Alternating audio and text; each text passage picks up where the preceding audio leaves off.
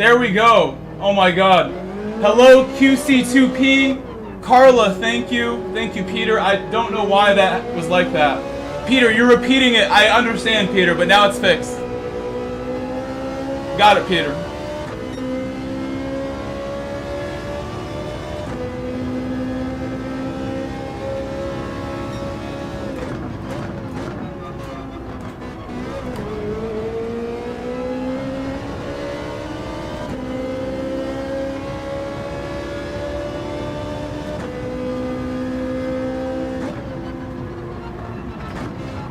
So I lost a little bit of time doing that. I lost about a second being distracted by trying to fix the mic, but I think we're okay. Sorry that I messed up there while we were following, but I recognized we had no sound and like immediately was trying to understand what I needed to do. Looks like we're okay now. Behind me is Jose Serrano, one of the best drivers in the game. I only just realized that's his alt account recently. One of the fastest guys possible behind me.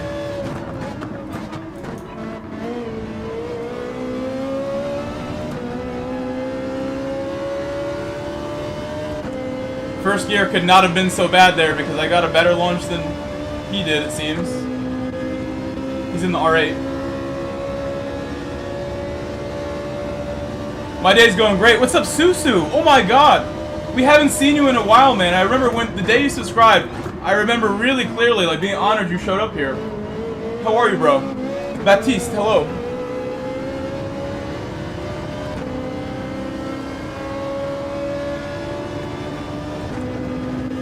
I will try my best to stay ahead of Serrano for you, Baptiste. Not gonna last long, I don't think.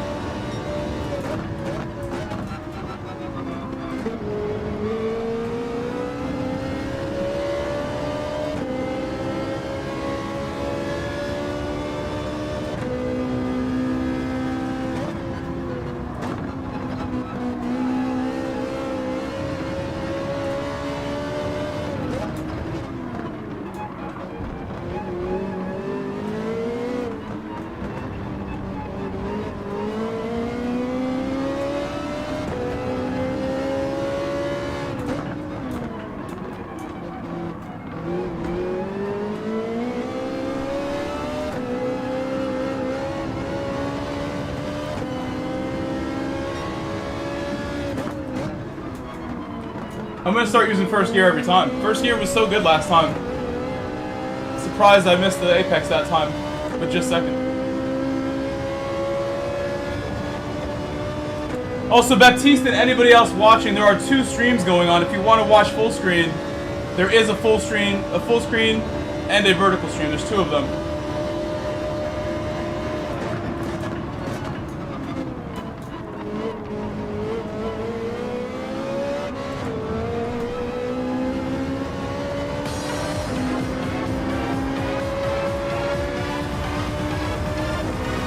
AED did a super chat. Super chat, thank you. First super chat of the stream right there from AED. I'm gonna let Baptiste go now because I've made too many mistakes.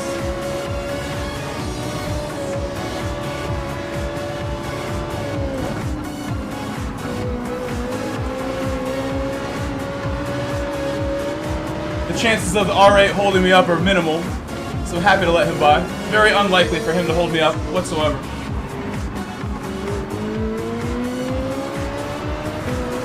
What's up, WRX? Hello, Lussman. Hello. Welcome, guys, just joining. Welcome, everybody. This is my first race of the day. This is my warm-up, too, sort of. My warm-ups are always the first race that I do.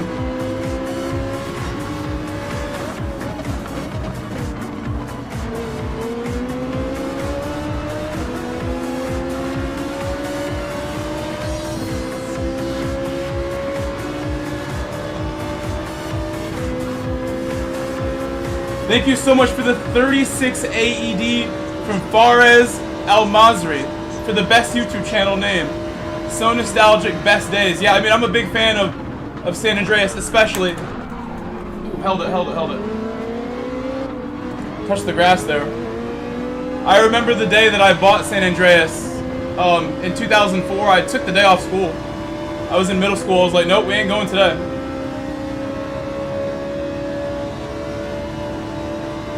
I believe it came out around the holidays.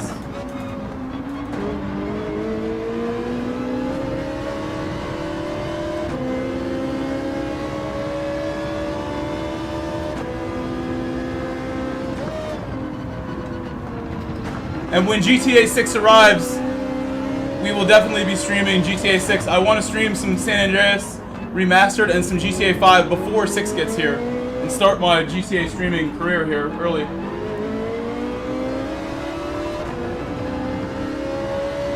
Yeah, WRX, I had to. Like, certain games, I think it's justifiable to, like, skip work and skip school. Like Zelda. I think Zelda Breath of the Wild, my close friend took a whole week off work as an accountant to play Breath of the Wild that first weekend. I can't blame him. Breath of the Wild holds up as one of the best games that came out in the last 10 years, I'd say. So he picked a good one for that one. He chose well. Breath of the Wild, certainly worth it. I would say, like, a Gran Turismo 8 would be worth it. That's worth a week. Gran Turismo 8 certainly would be worth it.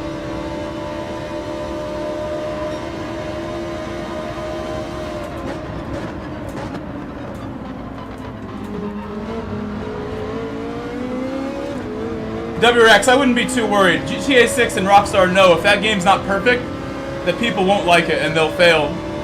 So they're gonna make sure people like it.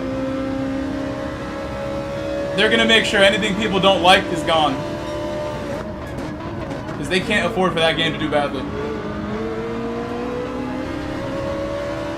And we've seen how certain games have disappointed people and been shut down within a month. In the last 6 months, there's been a few games that were very well known and talked about that had a horrible launch and they're gone already. It's not like that can't happen to even a game like GTA if they're going to be stupid. So I think they recognize that. The current climate, you better make your customers happy when it comes to the gaming community.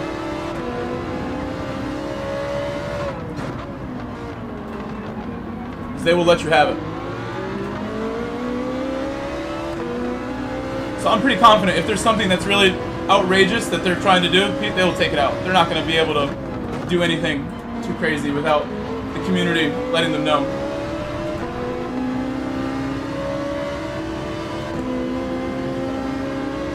You're doing Gran Turismo Sport? I love Gran Turismo Sport.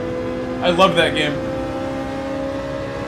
My favorite Gran Turismo besides this one, I think this one's even more special to me because of YouTube and everything. This one really has changed my life as well as been a lot of fun.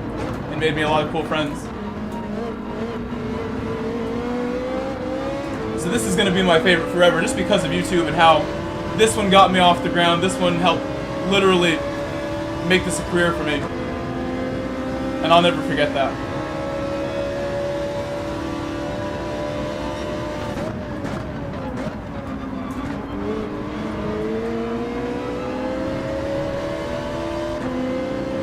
So Serrano is, I think, by the car ahead of him.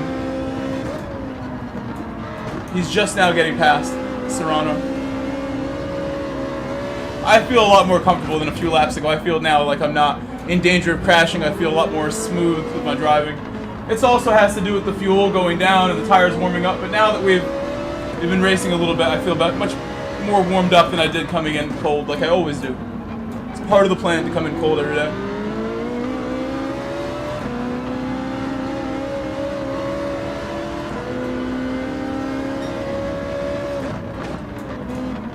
Really should get some more 32 laps. Once I'm really warmed up, should be 32 every single lap almost.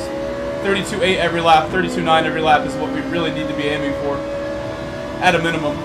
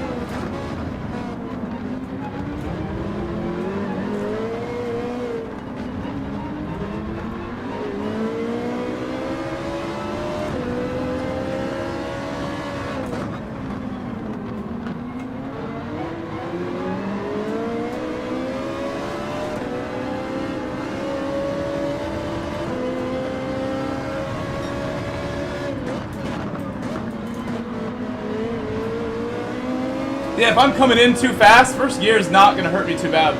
I was coming in about 2-3 miles per hour too quickly there, and was probably going to slide if I didn't go to second, or go to first, I mean.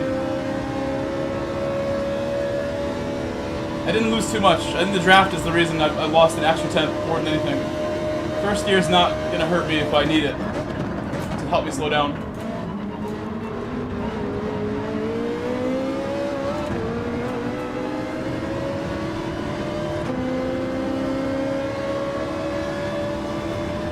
You've already pitted, so I don't need to worry about that.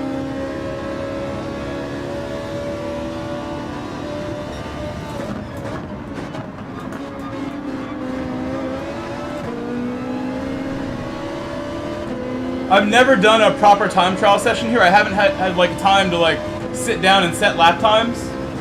Maybe we'll do that after a few races. We'll take one off and set a lap in. Not yet though. Because I would like to start near the front, and I know I can put like a 32.2 or 3 probably really quickly. Wouldn't take me too long to get like 0.3 or 0.2. That would probably be 10 minutes or less. To go further, I would need more time.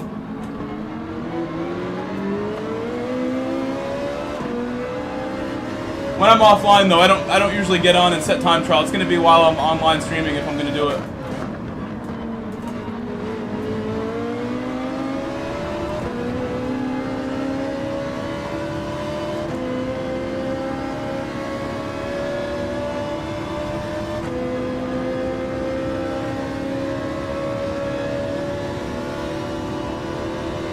Yeah, the McLaren F1 in Sport was a little faster than in here with the VOP.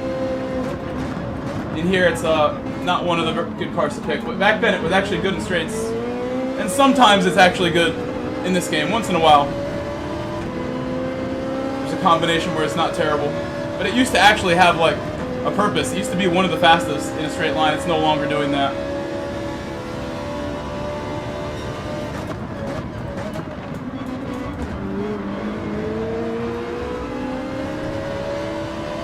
Saw that.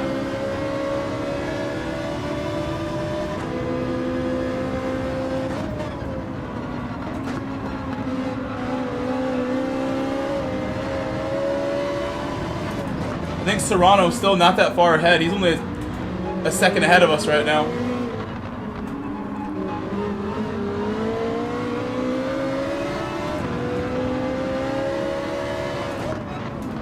So maybe that R8 in the long gear is giving him a hard time. He's usually a little faster.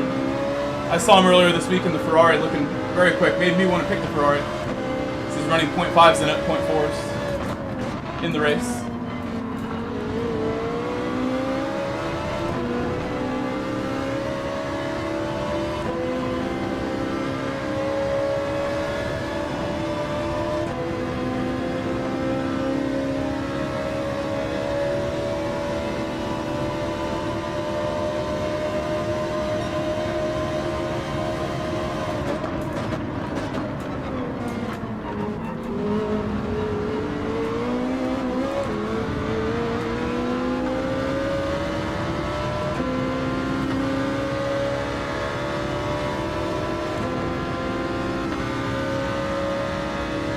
I'm not going to go for it. There's not much of a run. I'd really be sending it if I went for that one.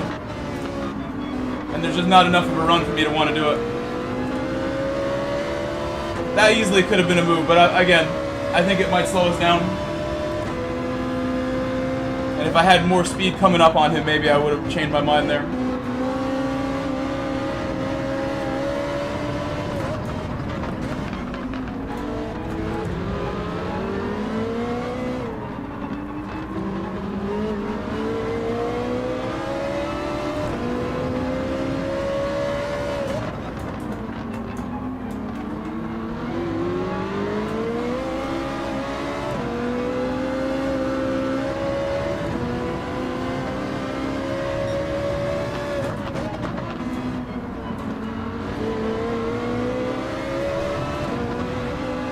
Hello, Jordan.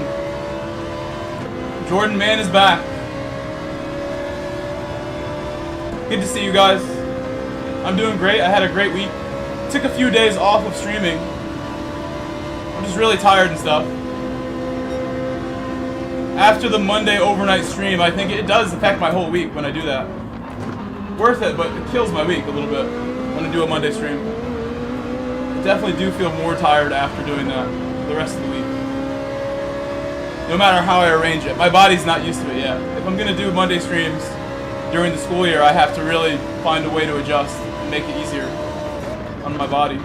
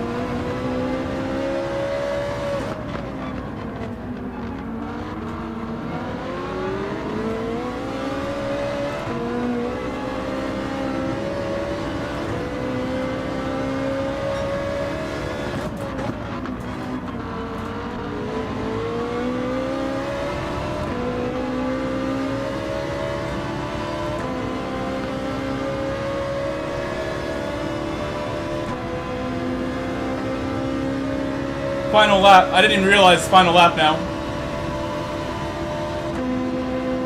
Oh, look at the Dutch driver. The Dutch driver swinging across the track. Gonna make it so I get a lot closer with his battling.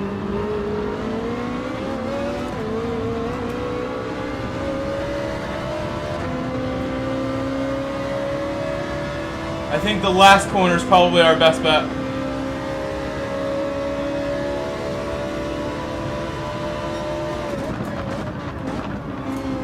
Hello, Viking Racer. How's Eric B doing? I haven't seen his channel in a little bit. Hope he's doing well. Hope you're doing well also.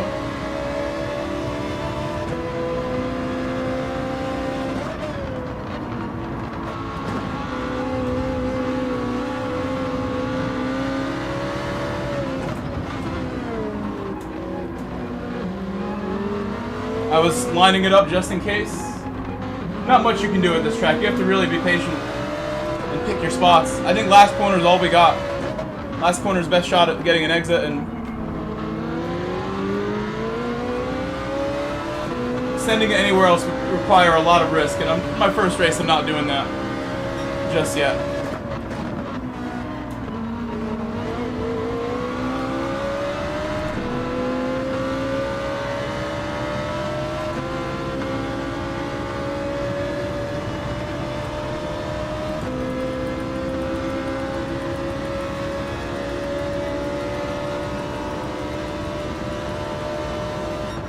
Needed a little more slipstream there. Oh, he's playing LMU. People have been asking me a lot about LMU. I probably will play it sometime in October when I get a PC. I'm looking to get a PC before October's here, and then by the middle of October, probably gonna try it. Is there a reason you are feathering in every corner?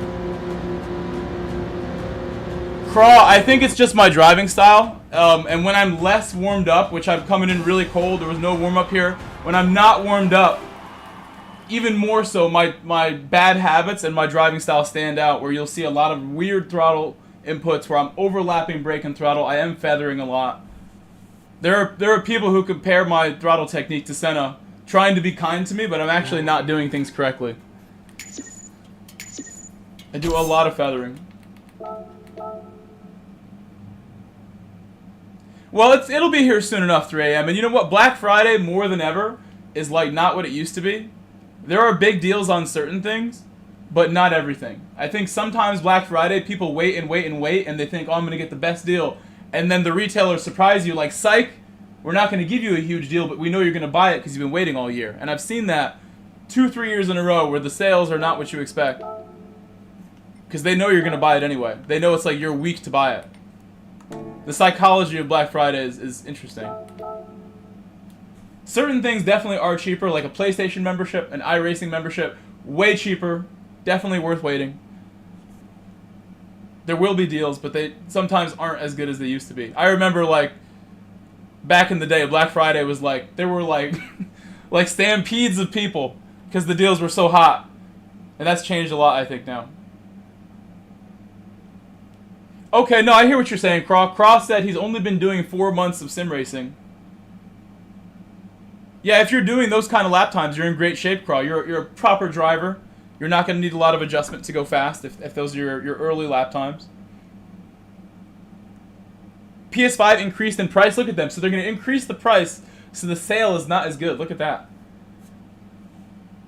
QC2PE, my new sim rig just got delivered to my door this morning. Can't wait to see that bad boy up. Yeah, it takes a while to build it. I remember when I got the boxes for all this equipment, I'm like, okay, I have everything now. Let's build it for like 2 days straight. And like, you know, I knew even after 24 hours I wouldn't be done because there's so much fine tuning and adjustment to get things comfortable and the way you want it that it's never really over.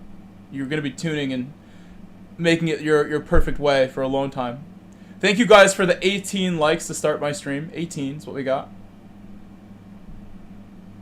And again, thank you to Faraz Al-Mazri for the super sweet comment and the super chat when he came in. He loves my channel name.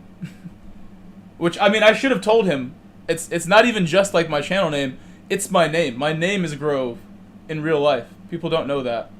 Always. But my actual real name is Grove, for those who don't know. I don't just call myself Grove Street just because. I've literally had people tell me I'm racist. And it's wrong for me to name my channel that. Because I'm like, what? It's my name. Don't be mean. I remember that one really clearly. It looks like my vertical stream's having a hard time again today. It doesn't make any sense. The last vertical stream was really bad. This one's looking, it's stuck on stupid again. It's broken again. Not going to get any vertical stream viewers today, it seems. But maybe the horizontal will do better instead. Maybe they're like figuring out themselves still. We had so many like crazy vertical streams in a row. I'm like hoping they all do that, but they don't, it seems. Yeah, you didn't know that, Australand? My Czech name is Grove. My actual real name is Grove. Michael Grove. If I type in the chat, it'll even say my name here. Speak to us. Oh, it doesn't talk anymore. Michael Grove. There he is. Said hi. Michael Grove. Look, I'm going to say it with my robot. Michael Grove. Said yo Australian. Michael Grove. Said a hoach.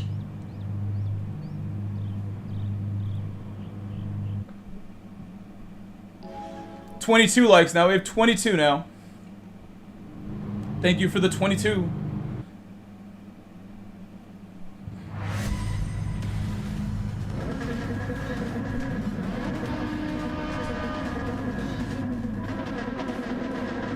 Appreciate that, Terry. Appreciate that. I don't know why they're broken again. Like, it was working really, really good. My verticals. And now clearly not working how it's supposed to. So I'm really starting to get concerned that later tonight I might spend some time figuring out why they're not going big. The last one was not big. This one's looking like it's doing the same thing. Hello, Adio Amaral. Hello from Brazil. Boa tarde. Boa tarde. Bom dia. Where'd my water go? When I go in the pit, I'll grab it. It's on the other side. Thank you, Croc. Thank you, Croc. It's a very nice compliment. I mean, as long as I do my best here, I know I can always provide a good race. I just have to give my best, and that's usually the result. I'm decent at avoiding a lot of the stuff that happens on track. That can slow you down. I'll see it coming for the most part. Hello, Benjamin. Hello, Benjamin. Good to see you. Sorry I've been gone for a few days, Benjamin. Just resting. I think the Monday streams, they take so much out of me, it's hard to have a normal week after doing that.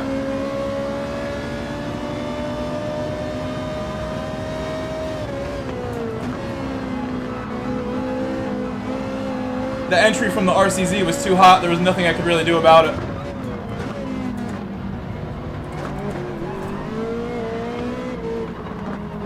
Hopefully not going to get hit in the door here.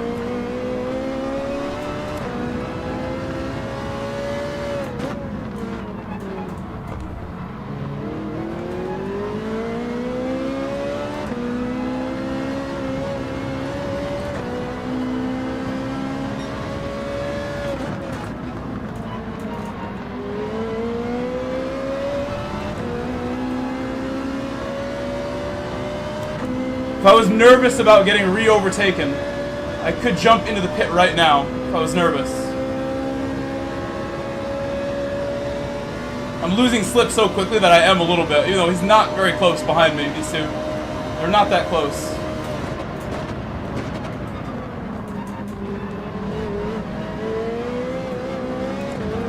I did not set my brake balance correctly. It feels like I'm on 0. It felt weird right there, the brake balance. The car was not turning the way I expected it to.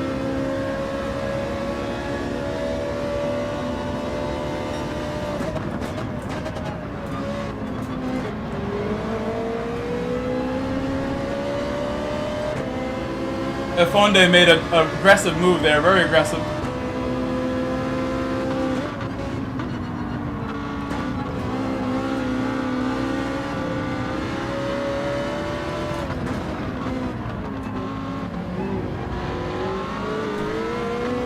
To get my radar on.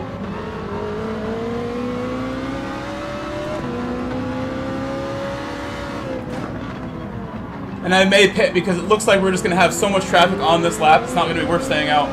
This looks like traffic coming. Like 5 cars within a second ahead of me. Any gains we get from the draft will be canceled out if they're that close.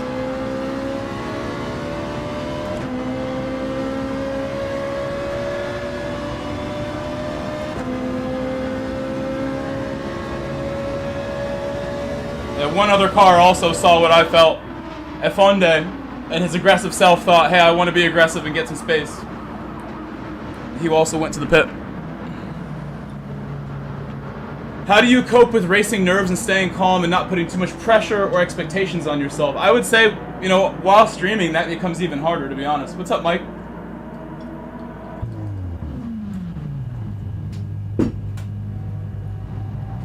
The only way to control that and cope with that is just to race a lot. Put yourself in the stressful situations all the time, and it becomes where you're most comfortable after a while.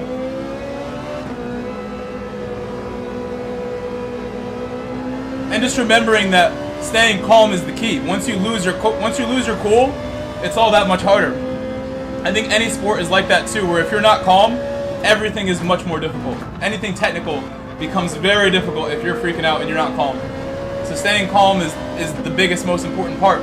When I play soccer, I coach soccer too, but when I play, to do any of the really difficult skill moves, some Ronaldinho special skill moves, some Lamine Yamal dribbling moves, I can't be freaking out and thinking too much when I do it. I have to be really calm. And any of those difficult moves is possible, even while running full speed, as long as I'm relaxed doing it. Once I'm no longer relaxed and I try it, it's like automatic fail. Automatic. I have to be super calm. And all the hard stuff gets easier. I think about that a lot, and I try to tell that to players too, because I've always found I can't do the hardest things possible unless I'm like intentionally trying to be cool while I do it.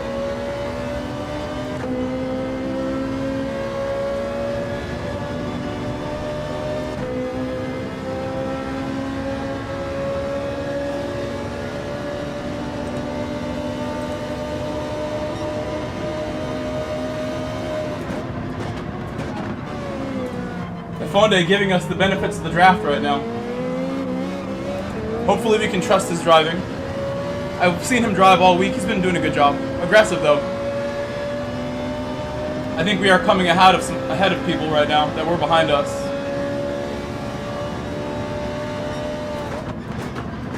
Or a similar spot actually. I think Campo was just ahead or just behind.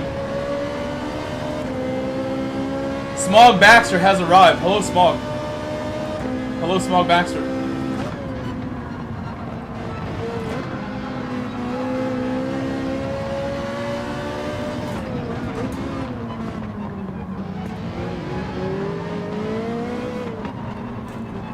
Getting held up a little now.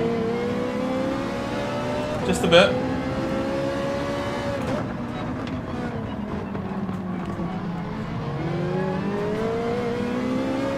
Hopefully they don't battle too much.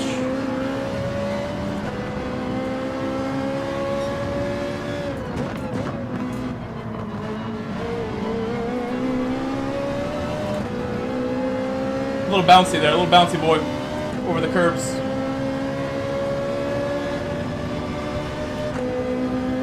Combo and me have a decent relationship. He might dive it here. I don't know if he will. Not trying to defend it if he does. I don't like to defend a lot. As long as he doesn't slow me down, I really don't care.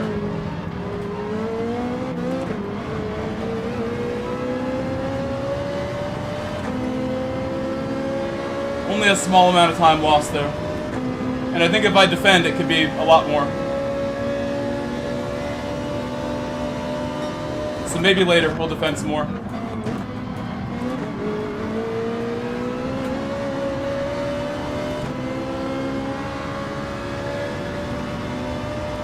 Slight mistake there. I should be able to hold this.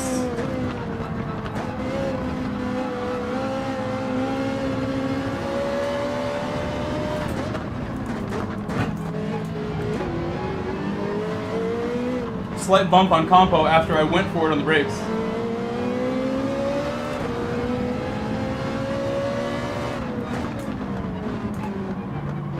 I think the RCZ has some understeer he's dealing with.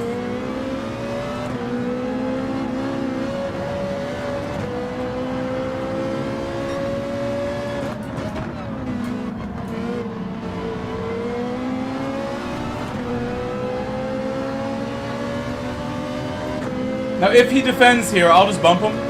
If not, maybe I'll do the same move back to him. Although it looks like my car is not as quick as the RCZ, and I'm not going to catch him. I'm not really there to do it the way his car was. Ooh, contact there.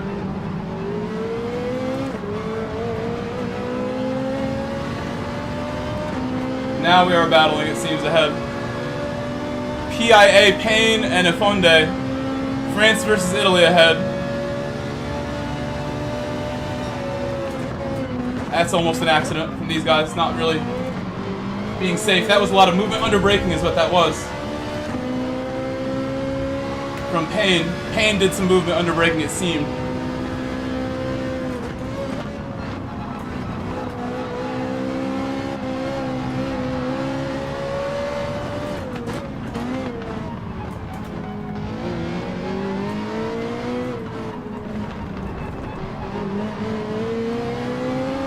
Hello, Morlock. Hello, Morlock.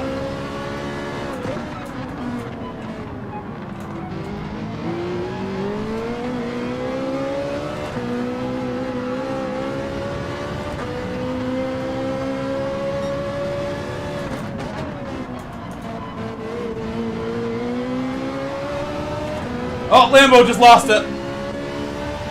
Lambo lost it on the curb. That's why I love the Ferrari. At this track, I felt the Lamborghini just felt a little more like a boat than I liked here. And it looked like he caught some understeer on the curb or something happened. I drove both of them this week here. I love the Ferrari more than Lamborghini at this track. Usually I'm a Lambo guy, because I think it's just a better version of the Ferrari. But here, the boaty feeling of the Lambo comes out too much. Too many corners. Or something smaller and more agile is nicer. Oh my god, 3 AM said that was a Key move right there. Some dangerous driving. Yeah, I would call Key's driving dangerous for the most part. He's not really thinking about other people. You see me like not taking spots and being nice to people. I don't know if he does that. Even though I've watched him a long time, I'm not sure how much grace he has for other drivers. He does mind when people overtake him. I definitely don't. I don't care at all. I know I'm going to get my spot and be where I deserve to be at the end of the race no matter what. I already know.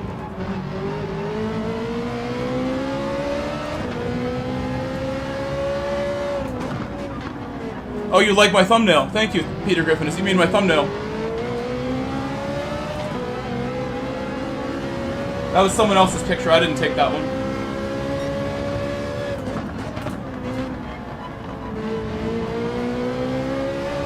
I don't know where me and Payne are in the grand scheme here. I think we lost a lot of time with the battling that happened. I'm not sure where we're going to be on pit rotation.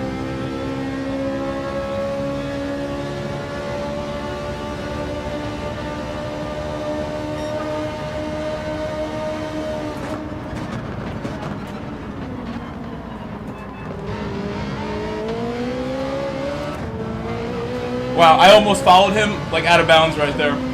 Almost drove out of bounds.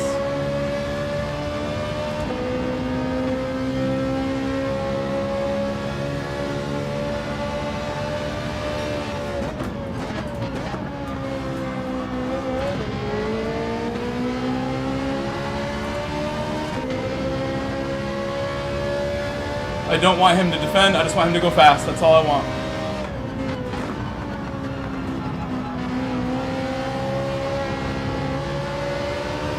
And it's tough when someone's right behind you because, as I've discussed recently, there is like a dirty air effect, slipstream effect from behind on the car in front, where like it's harder for him to go fast with me right behind him, messing up the air coming off his wing. Like it almost like feeds back. I've been learning about this. It's like a real life thing, supposedly, from what I've read in different manuals about real racing. The car from behind actually does affect the one in front a little bit.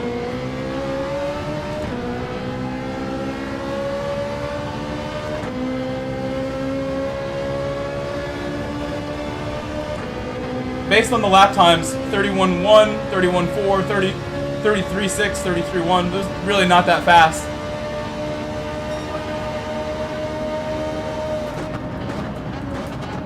Should be going quicker.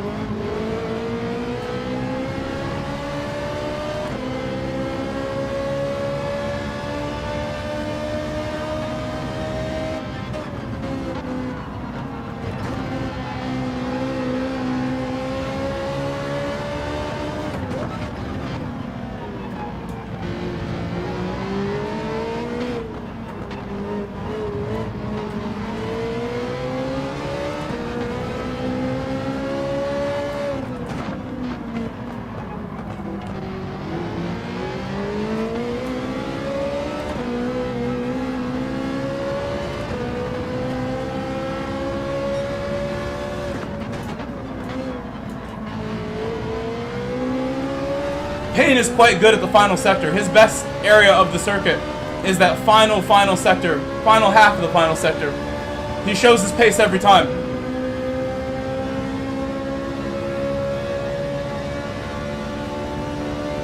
Oh, welcome to Discord, Peter.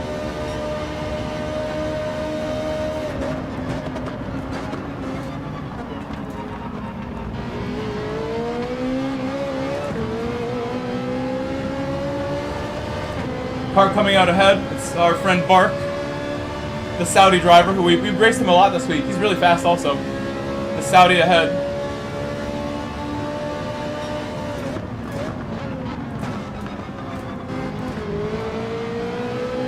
I wonder if he's a Newcastle fan. A lot of news regarding Newcastle United today and Isak, the transfer saga of all transfer sagas.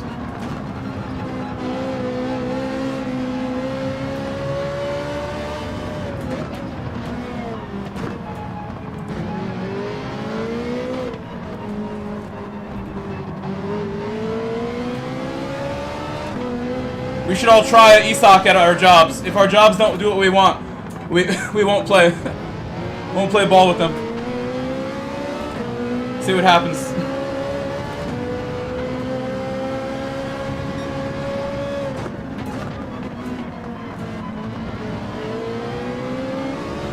I'm sure Newcastle fans aren't happy about it.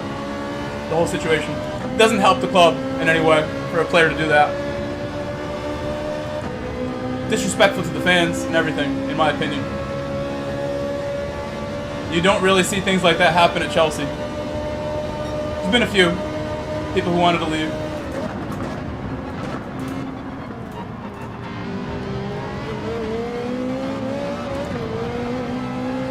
I need a few really good laps of pushing and I can maybe get close enough to make a move. I'm comfortable following him, but I think it's time we really go for it.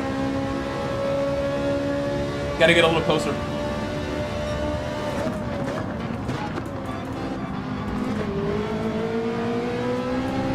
There we go. He's showing me something now, a little bit.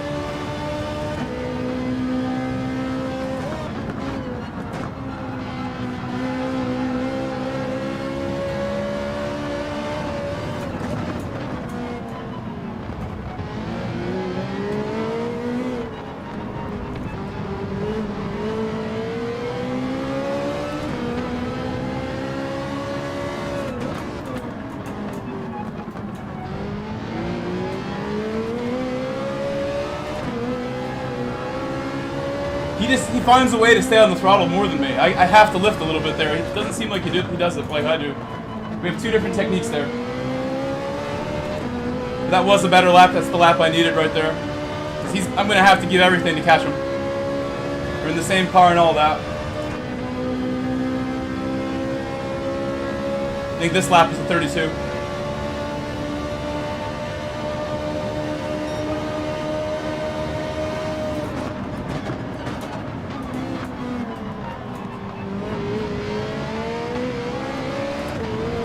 I might get a pen. I definitely cut it way closer than I should have on the curb. Lucky not to get a pen. I thought I went straight over it.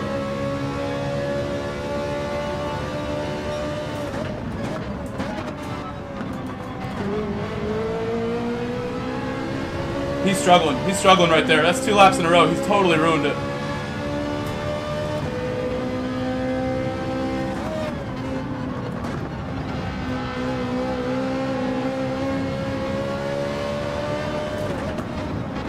That right-hander before the hairpin's so fun when you get it right. It's like right on the limit of grip on it. The last 2 times.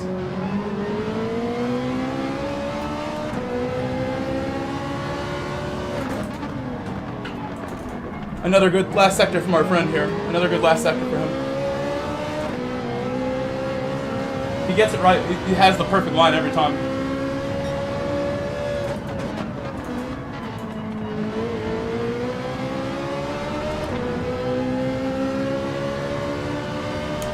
The previous lap I followed him on the correct line. That time I didn't go far enough right before the final 2 left-handers.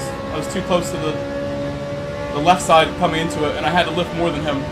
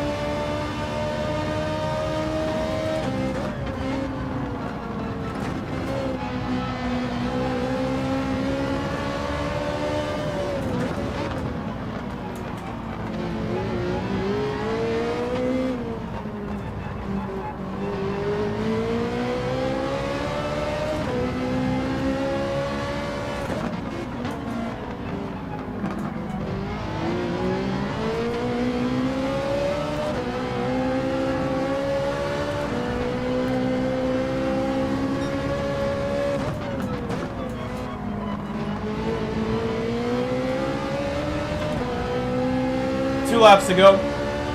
Just got to keep giving everything. He's giving me little tiny looks at him with these mistakes, and I'm expecting more, so I just got to stay with it.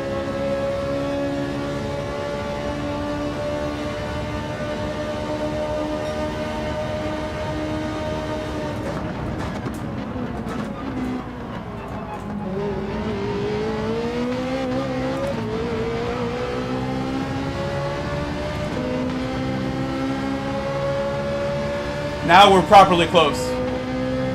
We gotta stay here now.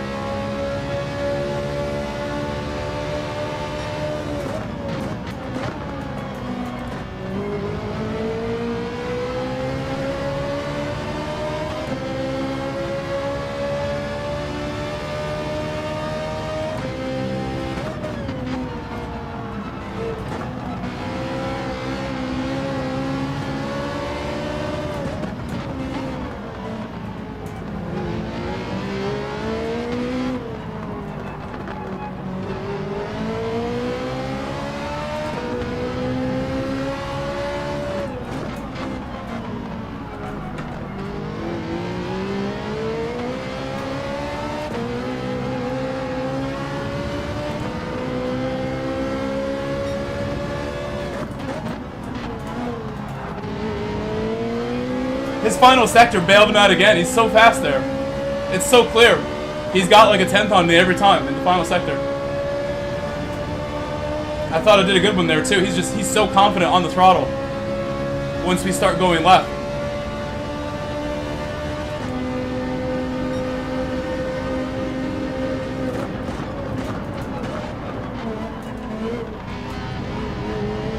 Final lap. Car exiting the pit as well. 2 cars exiting the pit. This is now for a podium.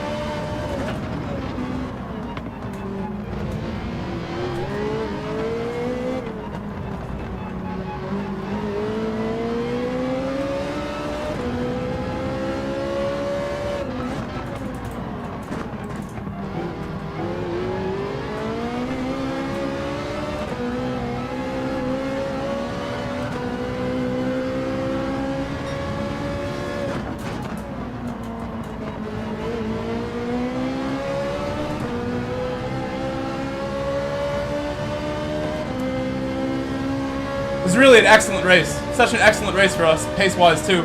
After lap 7, every single lap was a push lap. Even though we never really broke 32s, and should have, it's still really nice laps overall. Yeah, thank you, Jordan. I'm pretty happy with that. Like 2 races into a stream, I feel like I'm still warming up until like 2 hours in, just about. So for the second race to be that smooth, and almost a podium from like wherever we started, 11th or 12th place, it's pretty good. We started way back, and then also had like a crazy battle with Barlu and Ifonde and Payne and Campo, where like I went through as they battled. I found a way through the center at turn 5.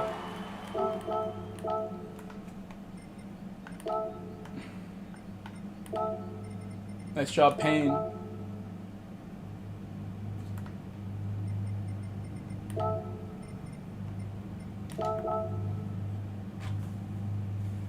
Gonna make some friend requests. Yeah, he added me as a friend right away. Okay. I was gonna do it already. He got me already. That's how you make friends. Good clean racing. I never tried anything too crazy, but to be fair, his pace was too good. His final sector made sure every single lap that I wasn't able to get close enough. He was flawless in the final sector. Absolutely flawless.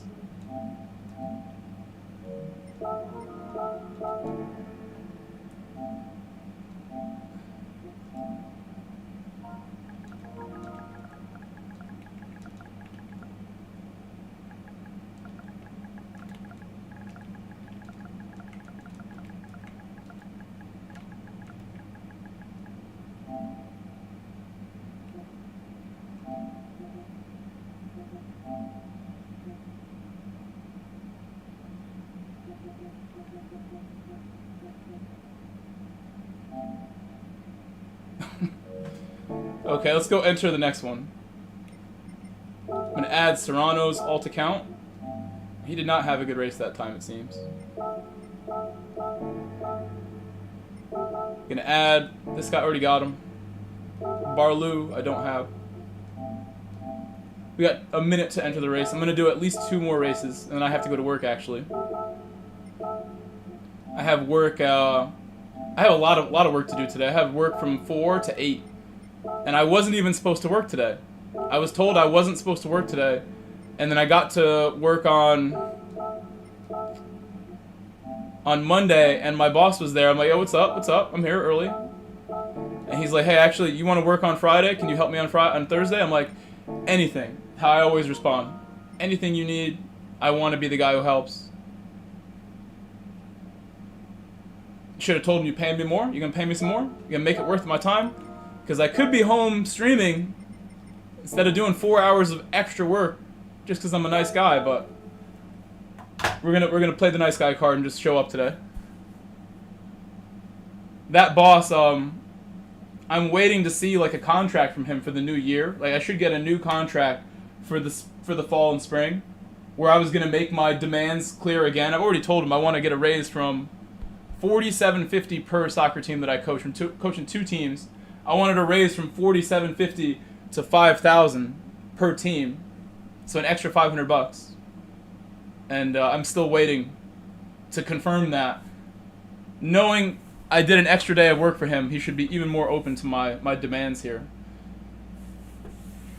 Billy Bob, thank you for the like as well. Thank you, Billy. Welcome, Billy Bob. Jordan Man says he was racing last night, and on lap 13, his TV turned off on him. That's sad, man. I actually have had issues like that before. I had a TV a long time ago that used to turn off on me. A long time ago. When I lived in an apartment while I was in college with my buddies. And our TV would do like a 30-second like reset. Pretty often. And I was playing Gran Turismo at the time, too. Hold on 1 second. Give me 1 sec here before the race starts.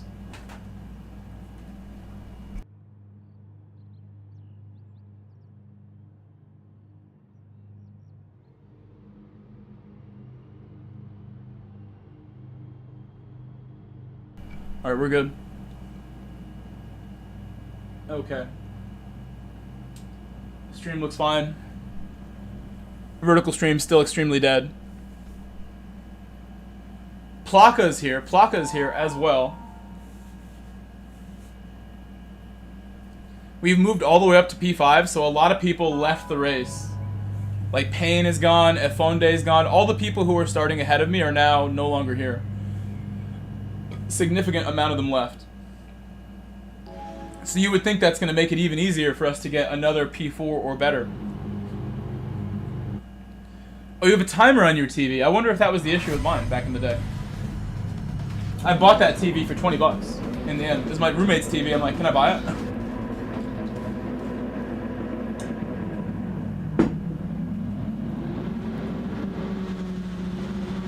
A win would be tough, but not because I know Rosalind, aka Popcorn on Twitch, the Italian driver. I know him really well, and he's not going to be easy to beat from 5 positions behind him. His pace is really good. So from this far back, I don't think a win's even on the cards. I think a podium, though, is likely if I work hard.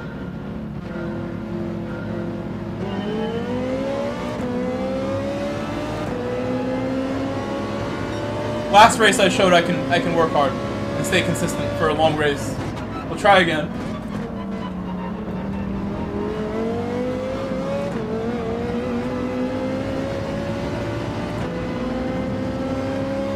The AMG having a problem right off the bat.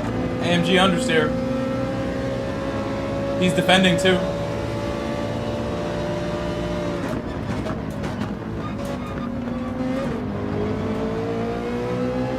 That was such a smooth corner. I gotta do it like that every time. A little different how I got on the throttle. A little delayed throttle.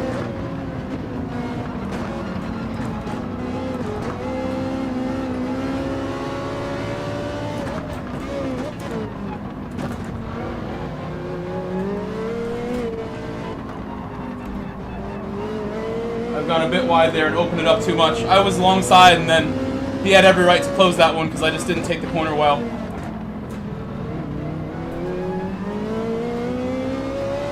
Oh my god, the AMG making sure our race is going to be even tougher now. The AMG just not willing to give up the spot, like fighting me so hard until he lost control. And now I have to lift and let everybody by me. At some point he needs to just let me have the spot instead of causing that.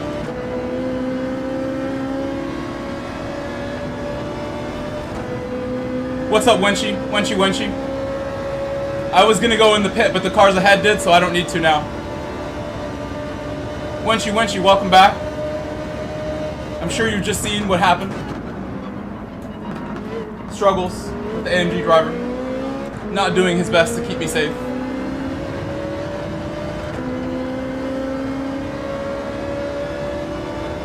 It was clearly an accident, but I think it's just, you know, that's what Key gets blamed for. He could have done a little more to keep me safe there, maybe.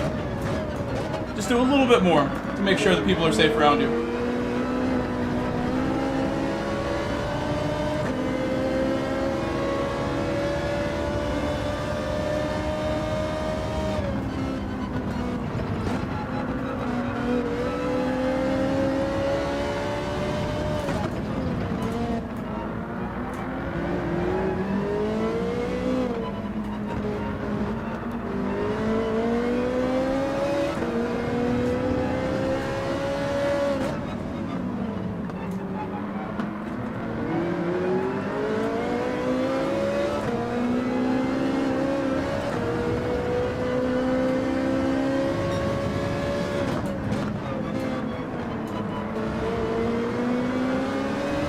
I think I have a 32.3 on my other account, on my American, and I could probably get a 0.1 or a 0.2 if I put a little bit of effort in. We kind of need to, because I'm not happy with like something like that happening to end my race at the beginning.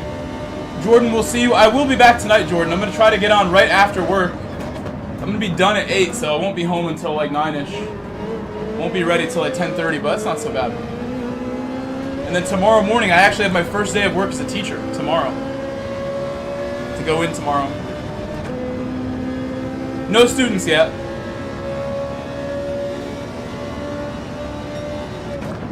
Just training tomorrow. And I have court in the morning for a traffic violation. So I can't even go to work first thing. I have to like find a way to like excuse myself and go later in the day.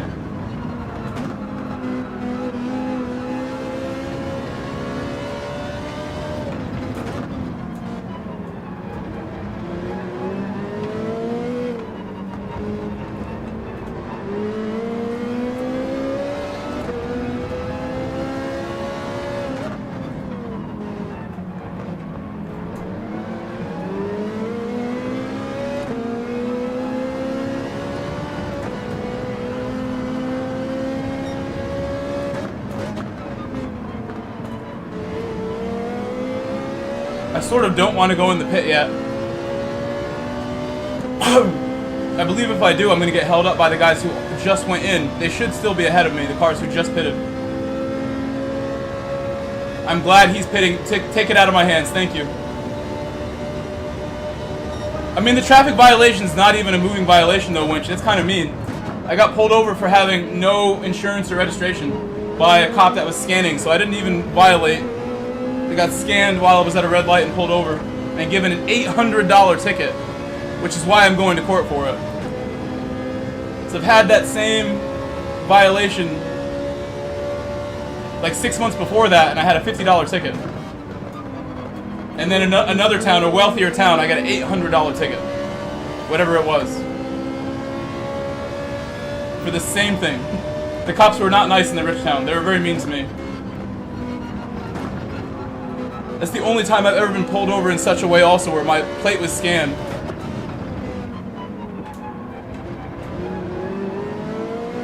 I have insurance and reg now on my Camry, and I will present that as like, hey, I have it, don't charge me $800, please. We don't got it. Not today.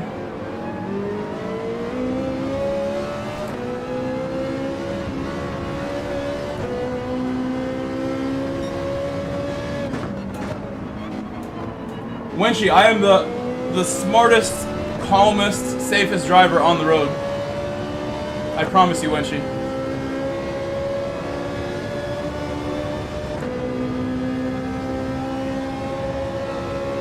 Honestly, Apex, that's what I thought. He's like, not in this town.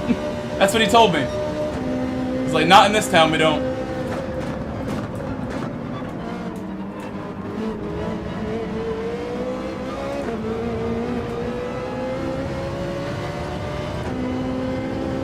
What's up, Tiger Pro?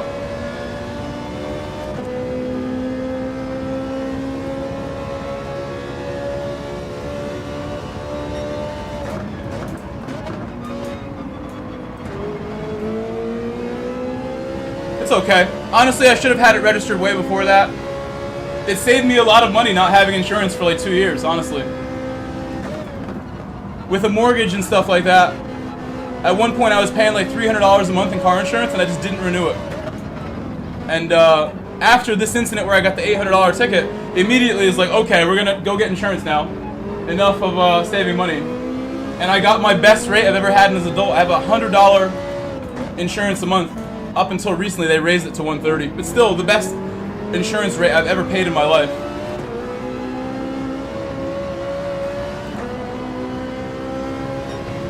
My progressive insurance, my limited liability, progressive coverage that I have. I used to pay like $350. It's quite extreme. Oh, he faked like he was gonna go in the pit. Come on, man. Why didn't you go in? You should have just went in, my friend.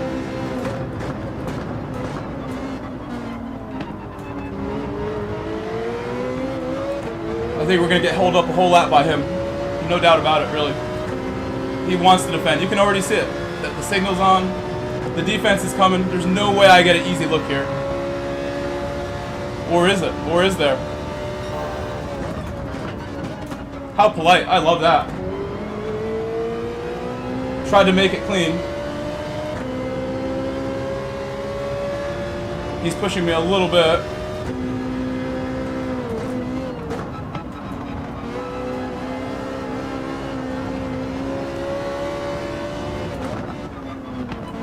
I broke early in front of him a bit, and I messed it up.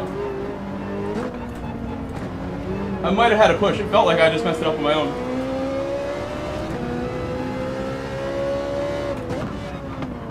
Now that I'm ahead, I'm not sure if I want to pit to avoid battling him. He's just still so close.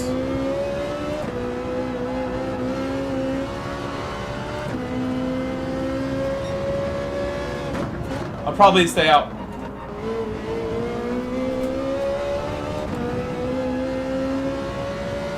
I'm really happy he didn't defend that. I was expecting like a battle to the death over that spot right there. And he didn't do it, so I'm really happy about that. We're definitely going to stay out to the final lap, I think. I don't want to go in traffic at all.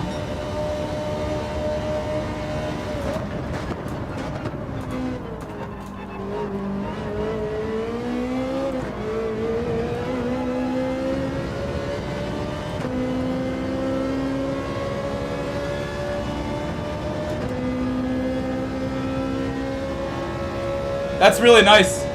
Wenshi, that's a cheap insurance per year. That's super cheap. That's affordable.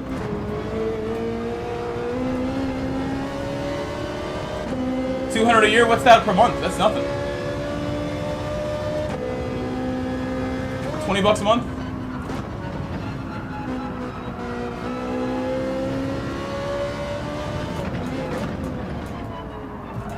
Oh. I think he broke a little late. I'll blame myself though. I'm going a little slow now. I still want to stay out.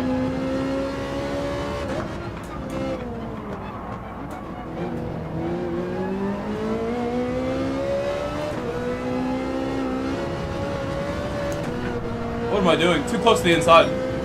And he followed me there.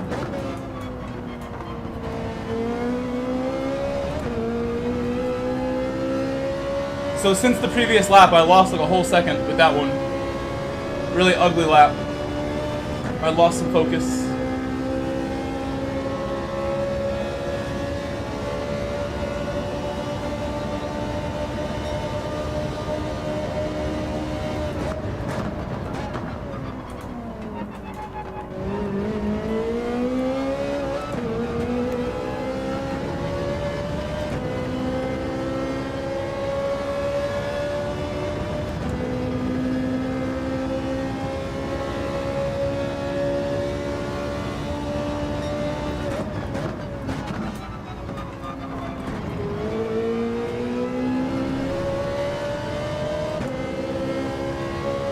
It's okay. I'll be back tonight. I will be back tonight.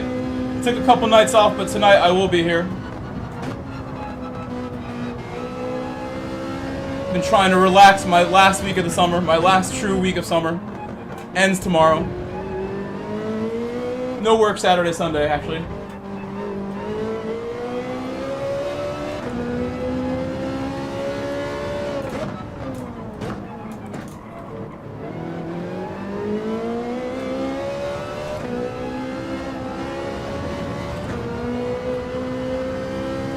But soon I will work every Saturday, Sunday, pretty soon.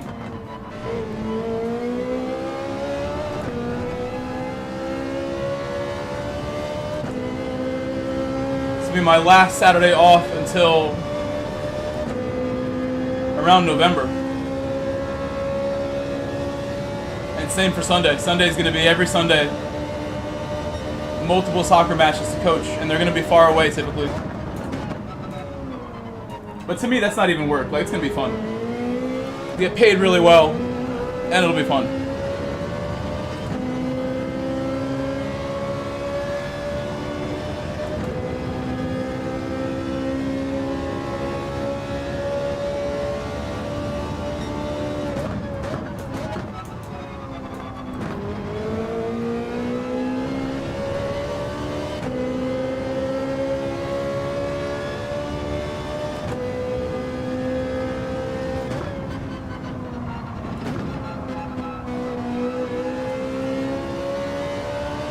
Last year I had a 10-year-old team. Now I think I have a 9 and a 10, or a 10 and 11. I think is actually what it is.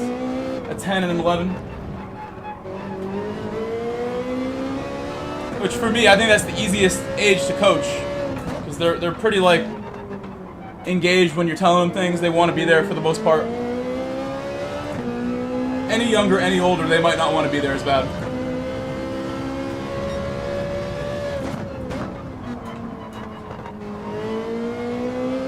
I think at that age, everyone feels they have a chance to be the best. And works hard for it. By the time you hit high school, you kind of have an idea of where you're at, where you stand. With athletics, with academics.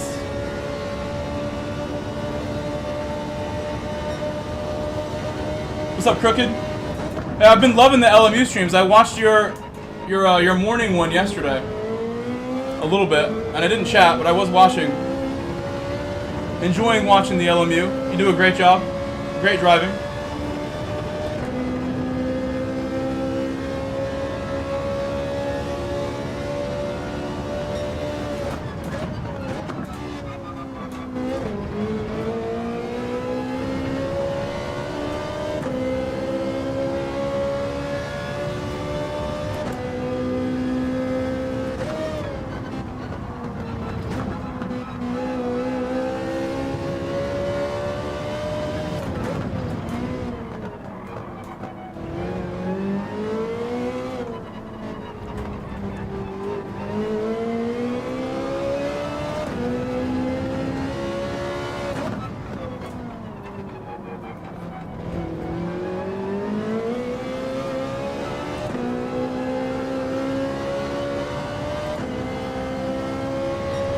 What's up, Gino?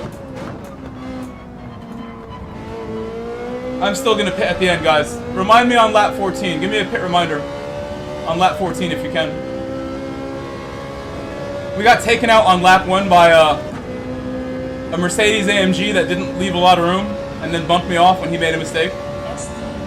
This Philip. So if we finish ahead of Philip, that would be nice. 'Cause that's who took me out. I don't know where he's going to be in the grand scheme. Probably not possible. Steven, what's up? Thank you for saying hi in the vertical chat, Steven. Vertical chat has been extremely dead today.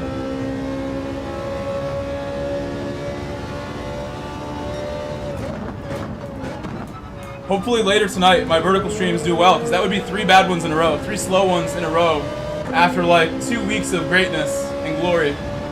Now we've had 2 really slow vertical streams, and I don't know why.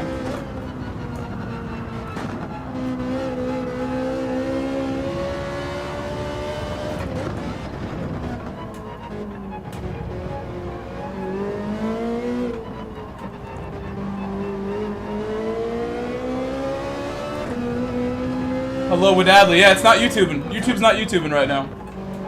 What's up, Wadadley? I finally got online with Dadley. Sorry for 2 days off with Dadley. You know I'm chilling. You guys can always message me when I'm offline. I'm always going to respond. Would never ignore you guys. Anytime I take time off, I'm just resting. Most times, I'm just chilling. Tiger Pro, it's not even superiority. It's like domination. Horizontal domination.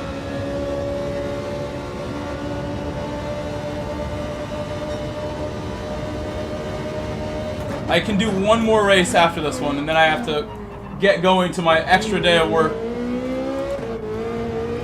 Again, I was not scheduled for work today. But then my boss is like, hey, somebody bailed.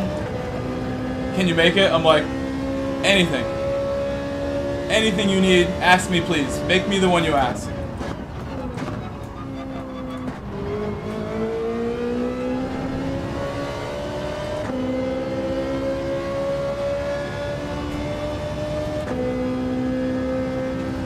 I do the same thing to my coworkers also. I should think before I say that. When my coworkers at work as a teacher ask me for help, I'm like, anything.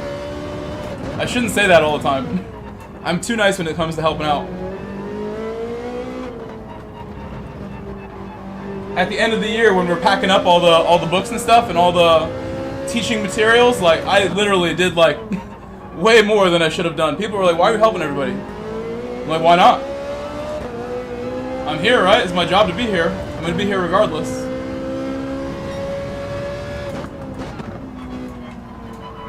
I was talking to somebody else I know, another coach that I work with, that I'll see today. He's also a teacher at a different school. And we were talking about paraprofessionals, which is my role as a teacher. I'm a special education paraprofessional. And this other guy's a certified teacher. He's like, I've had paras that do absolutely nothing. He's like, I had this one para who had a newspaper and was like reading the newspaper when they're like supposed to be watching and supervising.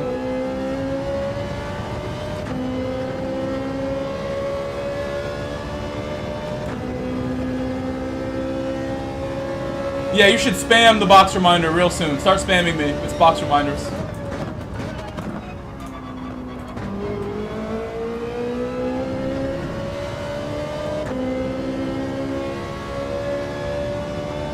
I have a 10-year-old and an 11-year-old team, so that would be like 3rd and 4th, 4th and 5th.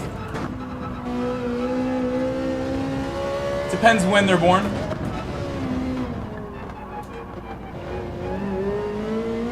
And the coolest part about that job is one of the kids that I coached last year, the parent was my actual tennis coach when I was a kid. So I'm coaching my tennis coach's kid from when I was a child. And he was like the best coach I ever had, somebody who I thought about forever afterwards, because they made such an impact on me, these two coaches I had. And when I recognized this, I'm like, oh my god, like I was like talking to the parent about my tennis career. I'm like, wait a second, you are the guy. You are the guy. That's why we have so much in common here with the story. You are the guy. It's so amazing. Yep, next lap. Next lap. Keep spamming. I'm gonna forget as I tell my story. And so then the next week after, I found out he was my childhood coach who made like a tremendous impact on me. The reason I'm a coach, the reason I coach the way I do is that guy. The reason I play soccer too, probably, because he was the first person to make me play soccer as part of our tennis training. He was a soccer player, and I remember all the stories he told me, but I actually don't. I know guys who have like UEFA licenses and all these letter licenses from the US soccer. I have none. You don't need them for anything. It's just a way to pay the organization that's giving the license, a way to make them some money. Sure, there's useful information to be learned, but do you need the license? No. It doesn't make you more experienced or anything by having that.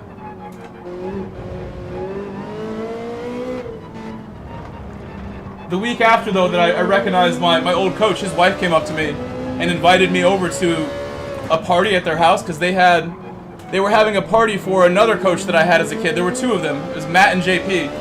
And Matt still coaches tennis professionally for professional players. And Coco Gauff is like the #1 American woman in the world. She's like #2 in the world in the women's side of tennis. And he coached her to a Grand Slam victory in the French Open this year. So that was back in May. And they invited me over to like the celebration for the Grand Slam win. I was like, oh my god, definitely gonna be there. I had the best time ever when I went there. It's like the highlight of my summer, hanging out with those people. A lot of old faces.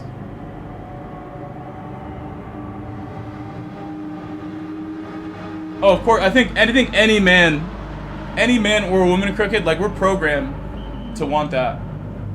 Our species doesn't survive if we don't want that.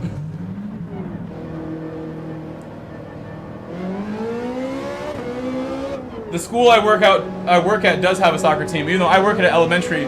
I used to coach the high school team, and I no longer do because what I do now, the travel soccer, pays way better. Less hours and more money. I am ahead of the AMG that took me out, officially. The AMG that took me out is now behind me. That was the goal, to get ahead of the guy who took me out. We drove well enough. The worst part about coaching high school is the bus rides. Because I work all day as a teacher, and then I have to go take a bus ride to like the middle of nowhere, like an hour away, an hour back, sometimes, 45 minutes each way, whatever it is. And then I have to drive home another hour because the bus is not going to drop me off at my house if the away game's near my house. Like, because of the bus rides more than anything, I was ready to not do high school anymore. I just live too far from the school. Where like, if we're getting back at 7 from an away game, I then have to drive home in traffic after that, and it's just not cool. There were some times where my assistant coach rode the bus instead of me, and I was allowed to just take my car. But even so, it's just a lot of extra, and I'm not getting paid more. I loved it though. Did enjoy coaching high school. What I do now is easier and pays better though. So we're sticking with travel. I think coaching 2 travel teams is probably less work than coaching 1 high school team. And I'll make twice the money. That's what I'm looking at this fall.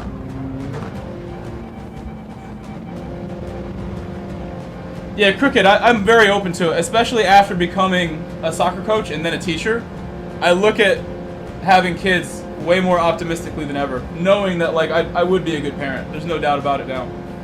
Before you have those experiences as a coach and a teacher, I think it would have been more scary for me to jump into something like that. Now that I've done this for 5 years, I know I'm professional childcare. I am certified licensed childcare. I believe in myself to do a good job, even if my woman other half is not picking up the slack. I even have a plan that if I really did it, I told Badly, I would get multiple nannies or au pairs for sure, because I've seen in the district that I work at, it's pretty wealthy, and a lot of the parents have an au pair or 2, and I think that is like the meta strategy for raising children. You want a nanny for sure. If you can afford a nanny, it's better value than daycare, and they'll drive your kids around. It'll give you some breathing room as a parent if you have a nanny there. And I don't want to count on grandma or anything. We're gonna get a team of nannies plus grandma if grandma's down. My grandparents aren't around, so it'd be somebody else's grandma.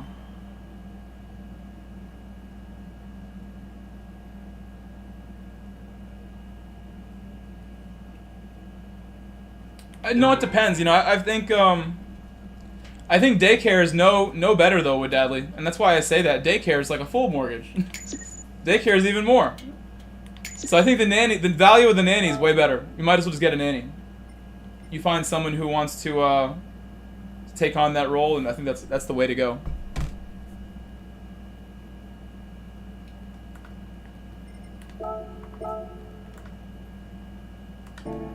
That dude never said sorry, huh? We didn't really have time to. I'm really happy with that P5 because we got taken out completely. Completely stuffed off the track at the 3rd to last corner. I got sent off to the right when it's a left. And I re-entered in last place and went straight in no, I didn't go in the pit. I pitted at the end. From last to 5th is pretty good.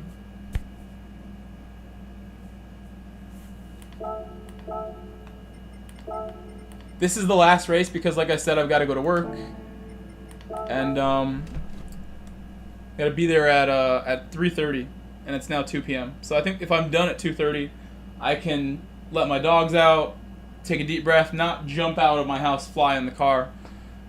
I'd rather give myself a little breathing room. Give me 1 minute. I'm gonna use the bathroom too. This is a perfect time.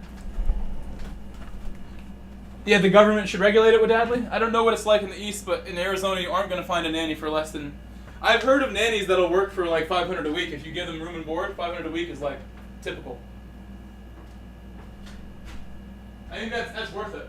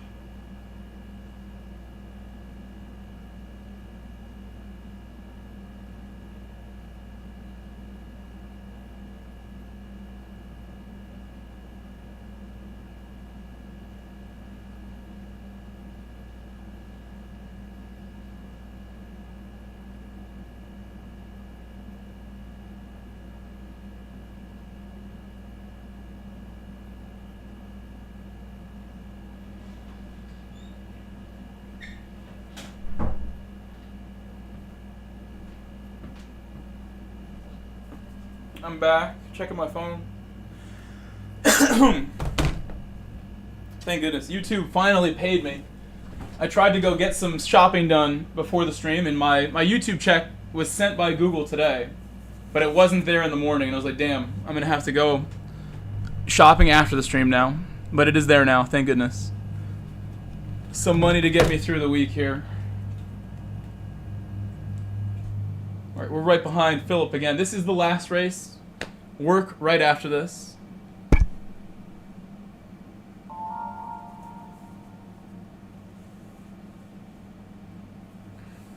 Yeah, Wadadley had a super sweet car. He had his M3. G80 Wadadley's gone now. No more G80. The G80 competition. What a machine. You had GR3 pace in your daily driver. My phone! Why is it doing that? Telling me no sim. I think I need to shut it off and turn it back on. The dogs come first. The dogs come first, Peter.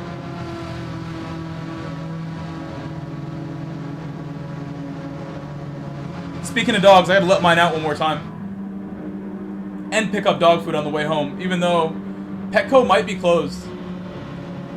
I can still get the food I get somewhere else. If I'm done at 8, that's like super late to be getting out of work.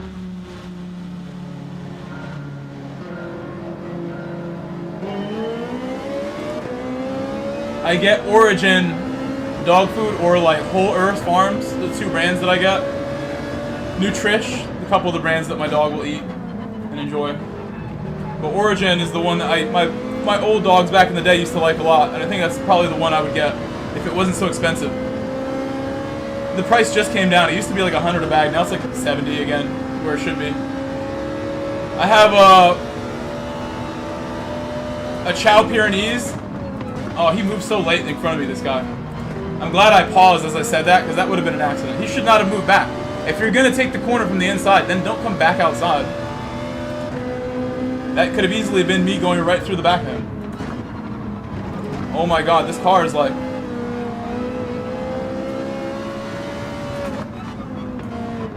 I think I'm going to pit. I think we're going to pit lap 1 because of him. Already a little frustrated with my RCZ friend. We're just too close.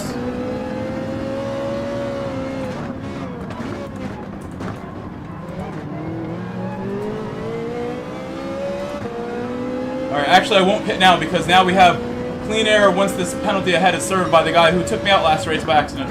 Pretty sure it was an accident. He just lost the rear of his AMG. Like he's losing the rear again. And he's on the racing line! Get off the racing line! What are you doing?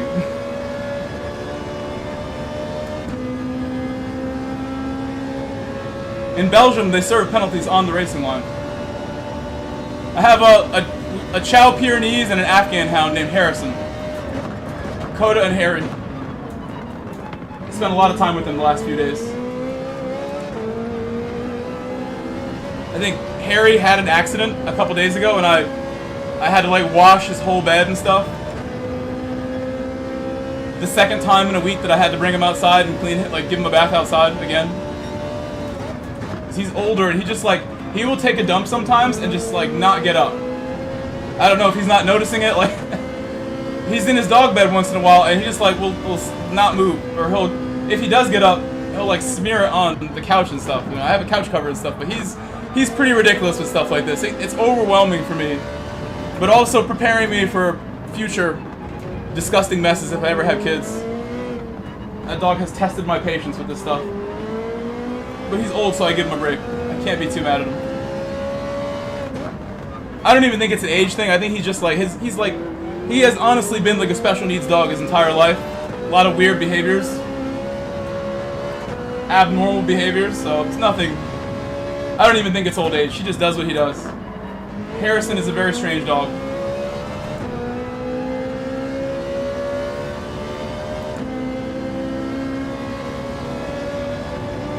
They're my mother's dogs, by the way, as well. I didn't go out and get 2 dogs myself as a single homeowner here. They were my mother's dogs. And instead of giving them away when she passed, I decided to keep the home they were living in already. Because that was the only way that they would not get given away. Because I needed a place to have them if they were sticking around. What's up, Keith?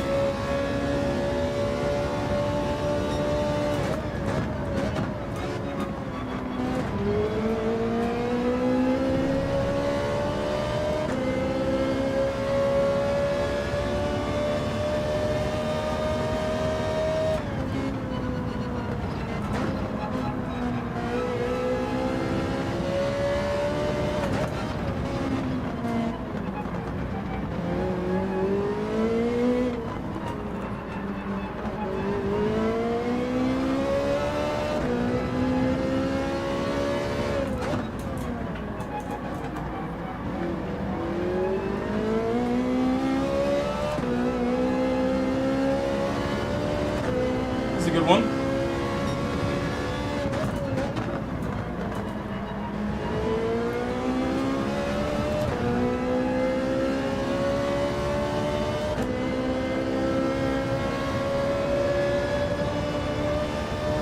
Should be a good lap.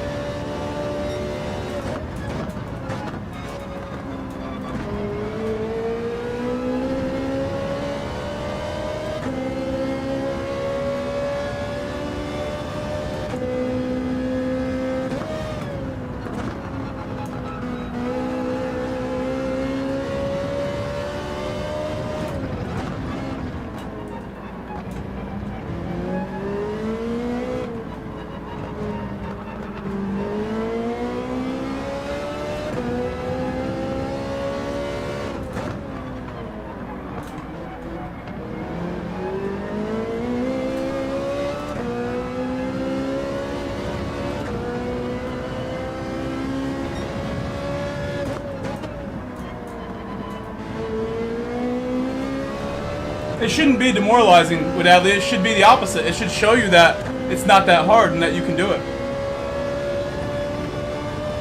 It takes a lot of concentration, obviously a lot of laps, but on controller it's harder too. In my opinion anyway. I know some people are controller masters and that doesn't apply, but I think for you, controller's probably not easier, even though you were pretty good at it. But Adley also got rid of his wheel for the baby. That baby's a lucky baby.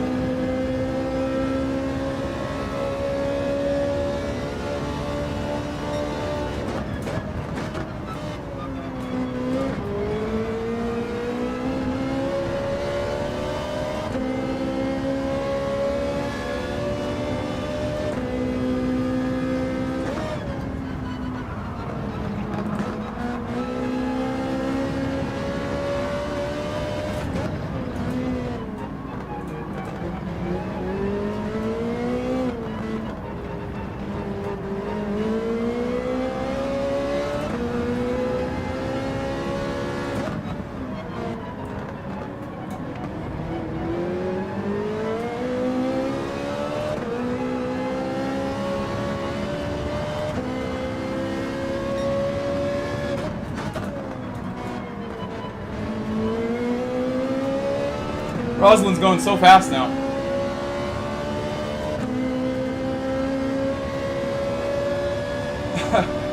Crooked, I don't know if that's possible, Crooked.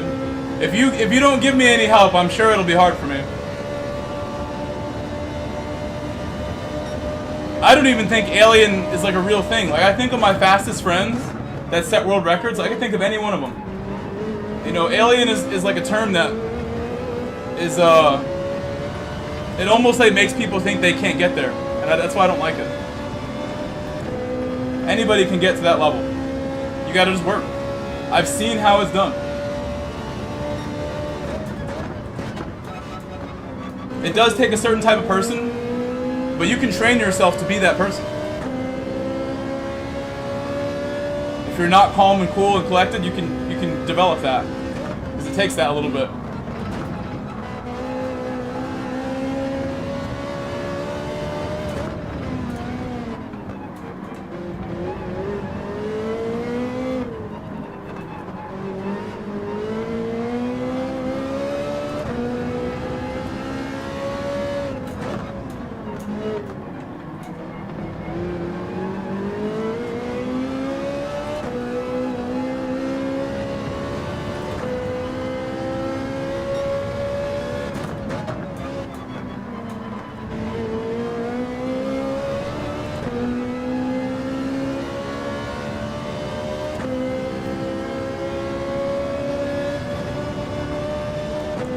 I'm gonna need to go a little faster if I want to catch these cars ahead. Need to gain a couple tenths here.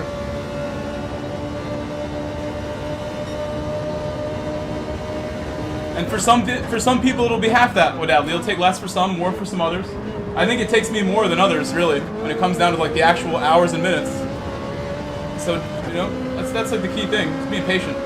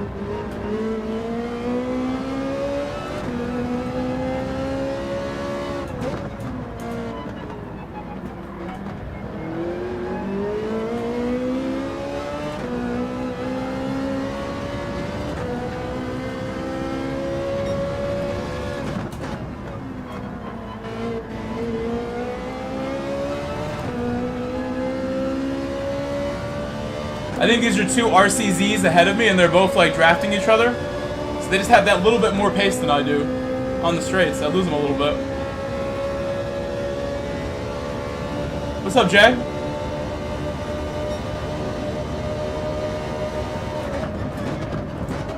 Yeah, people say the same thing about soccer too, Benjamin. They're like, you need 50,000 touches on your left foot for it to be as good as your right foot. It's like really arbitrary. And while I think it's a good way to look at it, it's not true at all. It's gonna be a different number for every person, based on how disciplined they are. How much help they get. Obviously somebody who's brand new to the game, who works with me every day and sits with me and I help them non-stop, they're gonna take less hours to hit a good level than somebody who has no help at all and figures it all on their own. Takes it slowly, you know. So there's definitely, it's all about what you give. You get what you give, kind of thing, with the effort levels.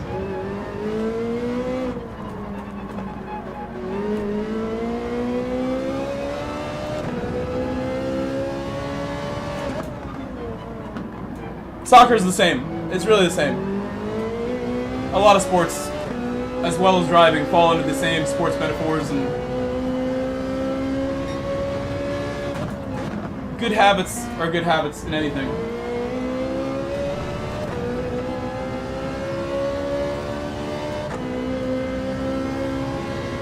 I think the RCZ is a logical car for me to try. And I have experience with it as well. Because I drove it for Manu in the spring. I was official season driving for Peugeot last year, and it was great. I loved it. For you guys who were here, I'm sure you remember a little bit. I then drove it in like every daily race for a while too, because it was pretty good.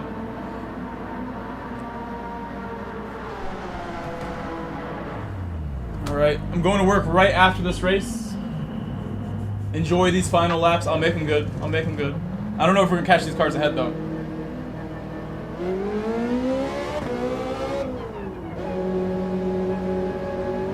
And again, I'm going to work from 4 to 8, so it's like stupidly long. I'll be back at streaming again at like 9:30. And then I have to leave early tomorrow for court in the morning. So I'm not going to do a 2 a.m. stream or anything today. It's going to be normal length. I have court and my first day of teaching tomorrow for the school year. But no students yet.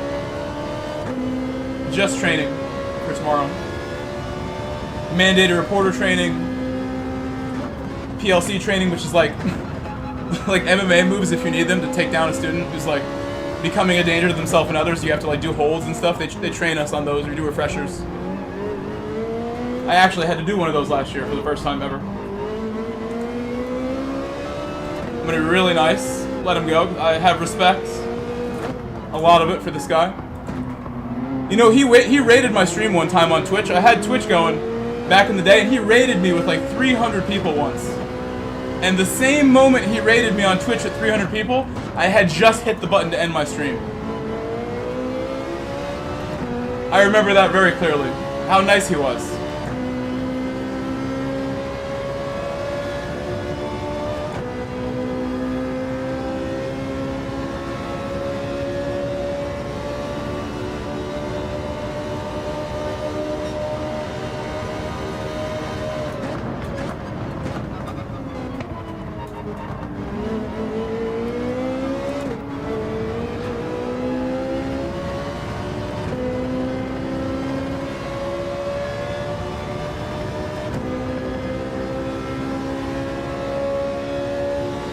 There was a situation last year, Crooked, where it was exactly that. The student was a danger to themselves and others, like, started hitting the teacher. And I was there, like, thinking, like, uh-oh, I've never seen this guy do this before. He's being kind of rude right now. And the hits became more and more aggressive, where, like, I'm watching the two female teachers try to deal with him. I'm like, hey, you want to do something? PLC? Do you want me to try? Is this the time that I use these trainings? And they're like, yep, do it. I'm like, okay. First time ever doing this for real. And I could explain the hold that we did. I think it was the safest one. It was the right one to choose. There's like 4 or 5 of them. And there's like downward blocks, upward blocks, like essentially like defense if they're trying to take you out. And like all the things you should know before you try to do a hold.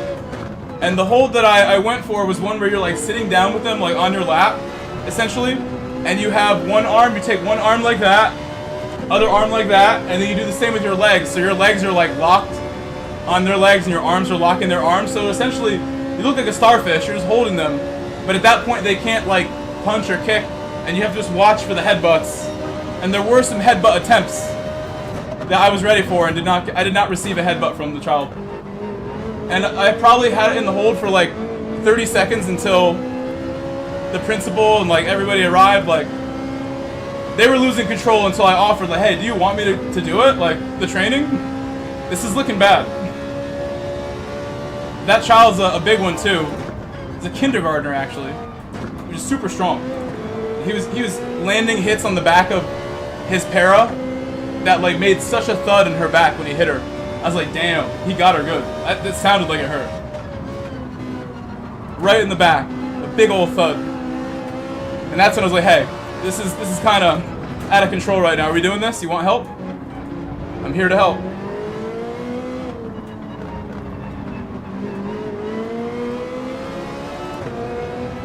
Yeah.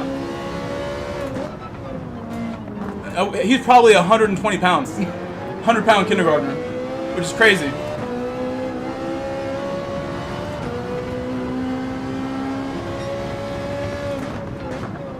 I believe he'll be back next year. I believe he'll be there next year. Some major behavioral issues. Not even with him, but also with some siblings and stuff. And he's a sweet kid too. We're like, 90% of the time, he's just sweet as could be. But there's some like little moments where he's like, no, he gets really angry and like started swinging at teachers. Like, they lost control of the situation with him that day.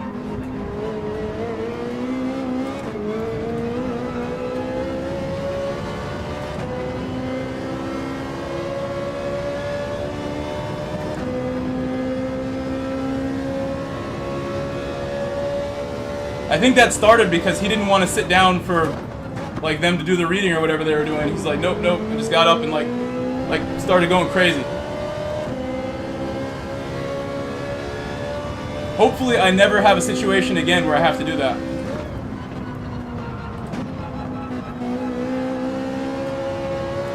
But I'll get to do it to my coworkers tomorrow. Tomorrow they're gonna train us again. We end up like doing all the holds on each other with our coworkers, so I usually go with the same people every year when we do this training. And it gets a little like touchy with your coworkers as you like go through these different holds. You have to like get like close contact with people to train them. And I work with all women, so it's a little awkward for everybody, but we all do it. We all know how it goes.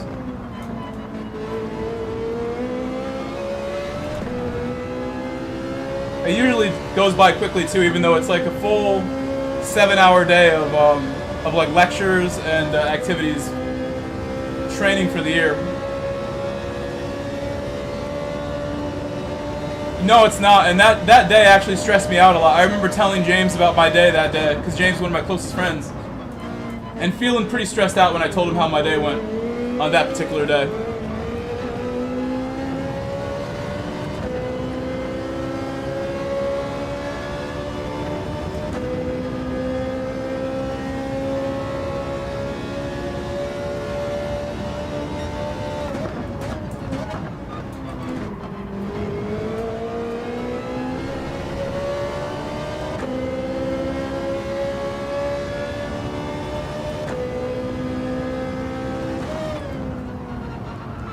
Let's hope I have a good assignment for this year. I might have a totally different assignment than expected.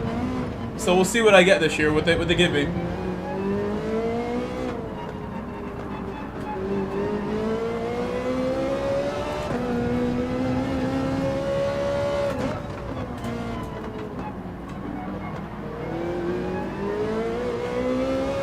Serrano getting away from me a little bit as I told my stories here. My laps weren't that bad except for lap 10. It's kind of slow. I think that's the lap I let him by me actually though. It's not as fast as Serrano.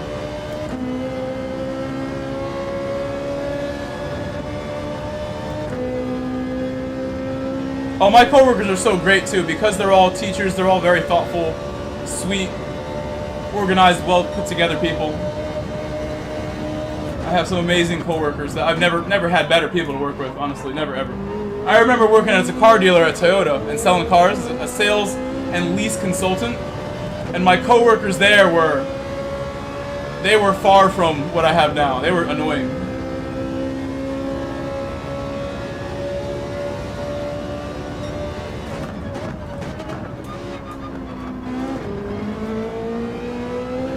Sold like 40 Toyotas in 6 months and then quit because the dealer had some really shady policies with the pay plan. And I remember one time going up to the owner and they're like, okay, this is true, I see the problem, go to the accountant will tell you the real deal with what you're talking about. There was like some shadiness in the pay plan and the accountant's like, no, it's supposed to be like that, the owner sets it up like that. I'm like, alright, let's go back to the owner. And they're like blaming each other, like it's just shadiness. The pay plan at A1 Toyota, where I live, is not a good pay plan. Don't work there. I used to work 5 minutes from home at that place. And now I work an hour and 45 from home. But I like my job now more than the 5-minute away job. By a lot.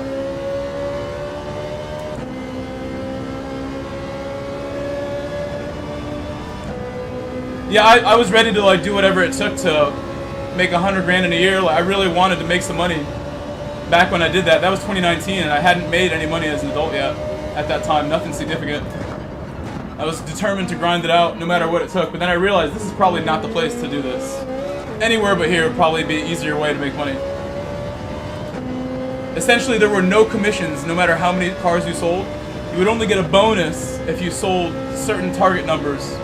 Like you wouldn't get any commission at all unless you sold 10 cars, essentially.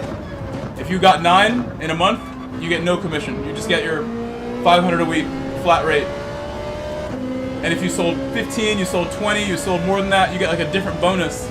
But there was always a reason for you to like be held back from getting one more. They'd be like, oh, we're gonna give that sale to such and such and make sure they get their bonus. We're gonna take that one from whoever. It became like a cheese situation where people would get easy sales and take it from others. And it just wasn't working out. Learned a lot, though. You know what, Crooked? I wouldn't worry too much because as someone who worked as a car dealer, I think the used market is the only way to buy a car.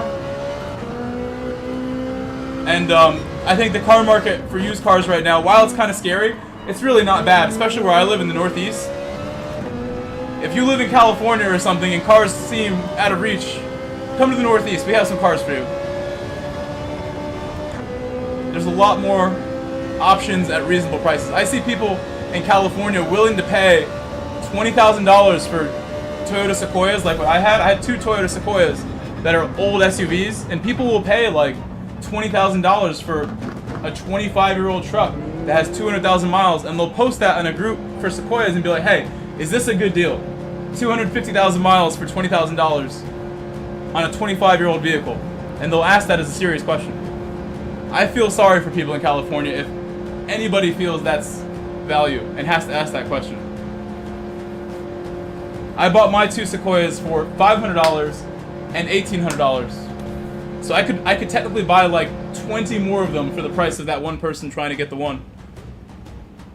Could have a fleet of Sequoias. And they're all the same. If there's no rust, it doesn't matter where you bought it. If it's still got life in it, it has life in it. It doesn't matter where it's coming from. No, Benjamin, even my coworkers have come to me because they know they've seen my cars at work. And they've asked me, and I told one of my coworkers in the spring, and she bought the car too, check Marketplace for local cars. Like, I work in a really wealthy town, and anybody living in that town, I told my coworker, somebody who lives around here is going to take care of their car. You will find a good car if you look locally on Marketplace. And sure enough, she was looking because her son had totaled his car, and it was for her son, and she found some wealthy person who was running a Turo out of their home with like rented cars they were renting out, and they no longer wanted to do Turo, so they had a Hyundai Elantra with like low miles, really well cared for, and she bought it on Marketplace for like cash. You know, no fees for the dealer, no taxes, just straight cash. That's the only way to do it. You get a way better deal. No nonsense. Obviously, you don't have the service plan or the guarantees, but you're saving enough where you can take care of that stuff. And a lot of people who use Marketplace aren't like professional car salesmen either. So you get just nice people who will be like, yeah, I'll give you $1,000 off because you seem like a nice person. I've dealt with probably 10 or 12 different Marketplace sellers and only met one bad one that I didn't like. So I think Marketplace, buying a car secondhand is the only way to do it. Don't go to a dealer.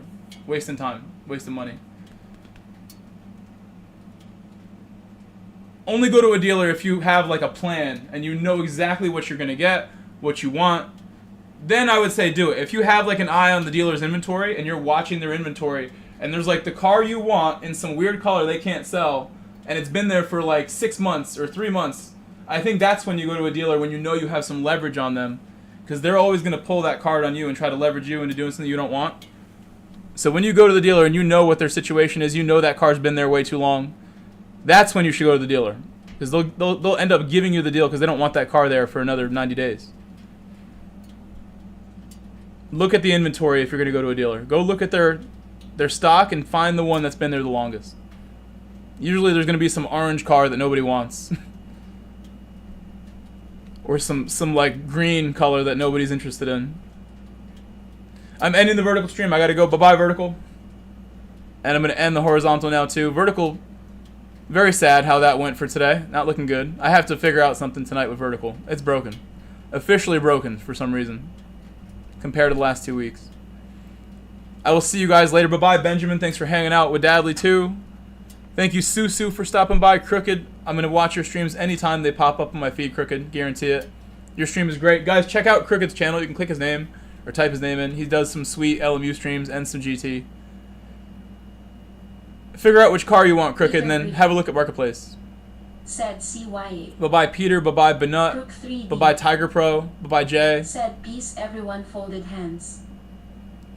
Time to go. Like I said, I have to go to work for 4, and it's 2:30 now. And take my time, go get lunch, go to work, be on time. What oddly mad this GT. Said leasing is a good option, Benjamin. Especially, like what I just mentioned, how like if you know what car they don't want there anymore, that's the one you go for the lease on, because they'll give you even better terms on a lease than a finance, especially if that car, like, they just need that car gone, because it benefits them to move the inventory. If they have a car stuck there for 90 days or more, I remember working at a dealer and how stressful that became for the people working there. You need to go and pressure them when you know they need that car gone. That's when you go do the lease. They call it lease hacking. Lease hacking is the term. If you look up lease hacking on Google, that is something worth reading a little bit about. It'll give you some insight in what I'm talking about. All right. Again, working till 8, so I'll see you 9:30. Said at 90 days the floor plan is due and they aren't making any money. Yep, they're losing money at 90 days. I'll see you guys at 9:30. 9:30-ish. Bye-bye. Said go to work. I'm going. We're going.